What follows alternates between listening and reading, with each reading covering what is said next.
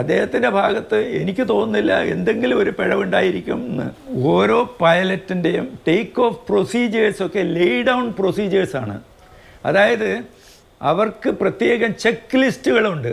Shri K B Adiyodi, ഇപ്പോൾ പലതരത്തിലുള്ള നിഗമനങ്ങളുണ്ട് അല്ലെ? ഇന്നിപ്പോൾ ബ്ലാക്ക് ബോക്സ് കണ്ടെത്തിയിട്ടുണ്ട്. എന്നിരുന്നാൽ പോലും അപകടം സംഭവിക്കാനുള്ള കാരണങ്ങളെക്കുറിച്ച് എന്തായിരിക്കാം സാധ്യത എന്നതിനെക്കുറിച്ചൊക്കെ ഇന്നലെ മുതൽ, ഈ അപകടം വന്നപ്പോൾ മുതൽ പലതരത്തിലുള്ള നിഗമനങ്ങൾ ഉണ്ടായിട്ടുണ്ട്.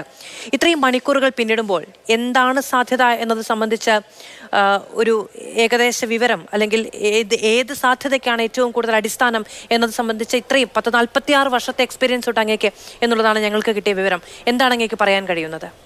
ഒരു വിമാന ദുരന്തം ഏവിയേഷൻ ഇൻഡസ്ട്രീസിനെ പറ്റിയും അഥവാ അല്ലെങ്കിൽ മൊത്തം നമ്മുടെ ജനങ്ങൾക്ക് ഉണ്ടാക്കുന്ന ദുരന്തം പറഞ്ഞറിയിക്കാൻ വയ്യാത്തതാണ്. അതിൽ നമ്മൾക്ക് എല്ലാവർക്കും ദുഃഖമുണ്ട്. പക്ഷേ ഓരോ ആക്സിഡൻറ്റും നമുക്ക് ഓരോ പാഠമാണ്. ഏവിയേഷൻ പ്രൊഫഷണൽസിന് തരുന്നത് ഒരു പാഠമാണ്. അപ്പോൾ അതിൽ നിന്ന് ഉൾക്കൊണ്ടിട്ട് ഏവിയേഷൻ ഒത്തിരി മുന്നോട്ട് പോയിട്ടുണ്ട്. അപ്പോൾ ഇന്നലെ വന്ന ആ ഒരു ഏവിയേഷൻ ആക്സിഡൻറ്റ്, ഒരു ബോയിങ് 787 ഒരു ക്രാഷ്, അത് ഒറ്റ നോട്ടത്തിൽ നമുക്ക് അതിൻ്റെ കാരണം കണ്ടുപിടിക്കാൻ വലിയ ബുദ്ധിമുട്ടാണ്.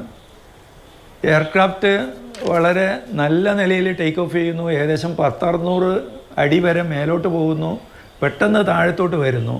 അപ്പോൾ അതിനുള്ള ഒരു കാരണം എയർക്രാഫ്റ്റിൻ്റെ ലിഫ്റ്റ് ഉണ്ടാക്കി എടുക്കുന്നത് തന്നെ എയർക്രാഫ്റ്റിന് മുന്നോട്ട് പോകുമ്പോഴുള്ള ആ ഒരു ഫോഴ്സാണ്. ആ ഫോഴ്സ് ഉണ്ടാക്കുന്നത് എൻജിനാണ്. അതിൻ്റെ എൻജിനിൽ ഏതെങ്കിലും തരത്തിൽ തകരാറുകൾ വരിക, എൻജിന് അതിന് മുന്നോട്ട് തള്ളാനുള്ള ശക്തി ഇല്ലാതിരിക്കുക, അപ്പോൾ മാത്രമേ എയർക്രാഫ്റ്റിൻ്റെ ലിഫ്റ്റ് എന്ന് പറയുന്ന ആ സംഭവം, അതായത് എയർക്രാഫ്റ്റിൻ്റെ ലിഫ്റ്റ് ലോസ് ആയിട്ട് എയർക്രാഫ്റ്റ് സ്റ്റാളാവുള്ളൂ. എയർക്രാഫ്റ്റ് സ്റ്റാളാവുമ്പോൾ താഴത്തോട്ട് വരുന്നു എയർക്രാഫ്റ്റ്. അപ്പോൾ ഇതിനകത്തുള്ള പ്രധാന ടെക്നിക്കലായിട്ട് പറയുമ്പോൾ ഇതിനകത്ത് സംഭവിച്ചിരിക്കുന്നത്, എൻജിൻ എന്തോ കാരണത്താൽ പിന്നീട് അതിന് വേണ്ട അത്രയും ശക്തി കൊടുക്കാൻ അഥവാ ഫോഴ്സ് ത്രസ്റ്റ് കൊടുക്കാൻ സാധിച്ചിട്ടില്ല എൻജിന്. അതിന് നമ്മുടെ പല ആൾക്കാരും പലതരത്തിലുള്ള കാര്യങ്ങളാണ് പറയുന്നത്. ചിലപ്പോൾ എൻജിനകത്തേക്ക് ബേഡ് ഇടിച്ചിട്ടുണ്ടായിരിക്കാം, പിന്നീട് എൻജിൻ്റെ എയർക്രാഫ്റ്റ് ഓവർ വെയ്റ്റ് ആയിരിക്കാം, അതല്ലെങ്കിൽ എന്തെങ്കിലും ഫ്യൂവൽ കണ്ടാമിനേഷൻ വന്നിരിക്കാം. ഇങ്ങനെയൊക്കെയുള്ള പല ടെക്നിക്കൽ ഐഡിയാസും അതിനകത്ത് വരുന്നുണ്ട്, നിഗമനങ്ങളും വരുന്നുണ്ട്. പക്ഷേ എനിക്ക് ഇതെല്ലാം ഒന്നും തള്ളിക്കളയാൻ പറ്റാത്ത ഒരവസ്ഥയിലാണ് ഇപ്പോഴുള്ളത്.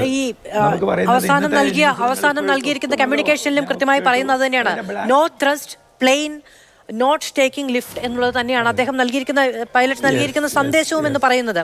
അപ്പോൾ ചില അന്താരാഷ്ട്ര മാധ്യമങ്ങളൊക്കെ പറയുന്നത് ഈ ടേക്ക് ഓഫ് അത്ര നോർമൽ ആയിരുന്നില്ല, വളരെ നന്നായിരുന്നില്ല, അതൊരു പോസിബിൾ ഹ്യൂമൻ എറർ ആകാനുള്ള സാധ്യതയുണ്ട് തുടങ്ങിയ കാര്യങ്ങളൊക്കെ. ഇപ്പോൾ ഈ പൈലറ്റിൻ്റെ കാര്യം പറയുകയാണെങ്കിൽ അദ്ദേഹത്തിന് ഒരു 8000 മണിക്കൂറുകളിലധികം ഫ്ലൈയിങ് എക്സ്പീരിയൻസ് ഉള്ള ഒരാളാണ്. അങ്ങനെ ഒരാൾക്ക് അത്തരം ഒരു അനാസ്ഥ അതിലുണ്ടാകേണ്ട സാഹചര്യമുണ്ടോ എന്നൊക്കെ ചോദ്യമാണ്. നമ്മൾ വളരെ ബഹുമാനിക്കുകയും വളരെ വിലമതിക്കുകയും ചെയ്യുന്ന കരിയറൊക്കെയാണ് അല്ലേ? മനുഷ്യന്റെ ജീവൻ വിശ്വസിച്ചേൽപ്പിക്കുന്ന കരിയറാണ്, കരങ്ങളാണ്.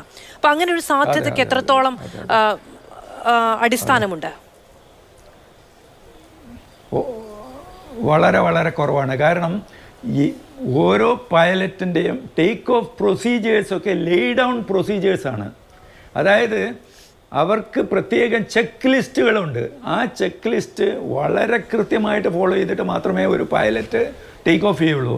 അതിലെന്തെങ്കിലും തകരാറ് തോന്നുകയാണെങ്കിൽ പൈലറ്റിനുള്ള ഒരു നേച്ചർ തന്നെ എന്താണ്, ദേ വിൽ നോട്ട് ടേക്ക് അവരുടെ റിസ്ക്, അവരുടെ ലൈഫ്, ഇത്രയും 242 പാസഞ്ചേഴ്സിൻ്റെ റിസ്ക്, അവരുടെ ലൈഫിൻ്റെ റിസ്ക് അവരൊരിക്കലും എടുക്കാൻ തയ്യാറാകത്തില്ല.